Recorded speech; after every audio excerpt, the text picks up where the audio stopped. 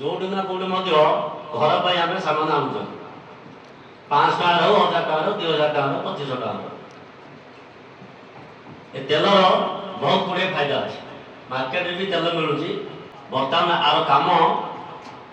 जदि कौन पेसेंट होगा राति कौन गोटे असुविधा है जोटा कि गैस्ट्रिक होगा जन किसी आम पाखे किसी उपाय ना तो उषुम टाइम दीटी भी जब पकईक जो पीब ताले सी आराम पाइपर हठात जदि ए तेल उड़ीबार भी ना न्यूट्रिशन भरपूर मात्रा अच्छी मार्केट तेल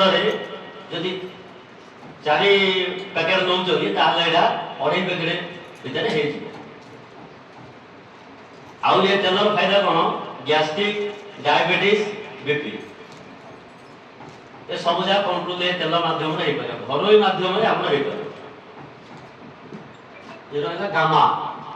ये हूँ सब master blaster product gamma original आना आमर चाउल जो छिलका रोचे से छिलका रू ये तैयारी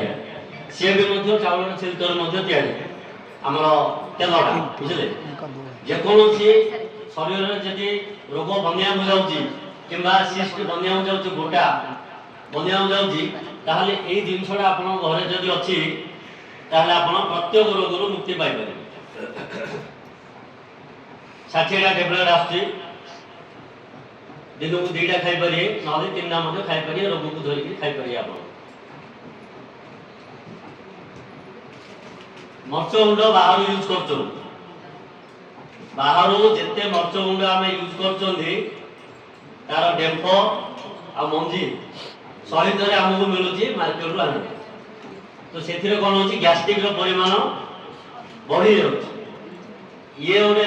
आरसीएम राइट कॉन्सेप्ट माध्यम आम पाक जो माने दे पारे बिना मंजी माध्यम बिना मंजी बिना डेम्फ माध्यम आमको मर्च गुंड उपलब्ध हो पार लुण प्रत्येक घरे लुण आवश्यक नथिले हम ना से राति सरला आने पड़े टाटार लो सोडियम लुणटा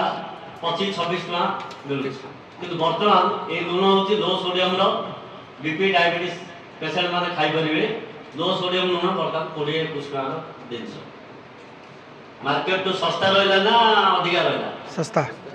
बुझे जदि आम ए सब जिन आने जदि घर को किसी पैसा आसीगला ताले खराब ना भल भल तेणुक ये जो माध्यम मिल पार्टी पीसी छाउड़ा द्वारा से माध्यम को आम सलाम करिया उचित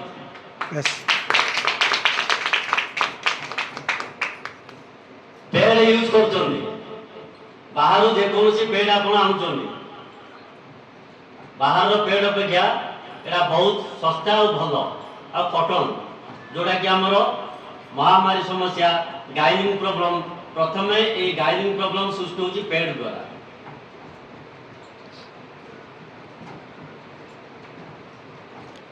ये हूँ आमर वुमेन केयर प्रत्येक लेडीज के घरे निहाती आवश्यक जो माँ जो भौणी मैंने मेचुरेसन है खाଇବା आवश्यक निहाती निहाती ना विभिन्न प्रकार रोग हम डॉक्टर दे पैसा मिलिया फास्ट सुस्थ खाओ सुस्थ रुह फास्ट आरसीएम माध्यम कौन हो ना सुस्थ खाद्य खाद्य आम जब सुस्थ होगा शरीर आम सुस्थ रही मेडिसिन कथा यहाँ हूँ कौन न्यूट्रिशन रोग ना पूर्व आम खाଇବା समय भी ना बहुत गुड़ाए जिनस अच्छी ठीक अच्छे जय आरसीएम लास्ट में कहबी खाना है पैसा कमाना है बस थैंक यू।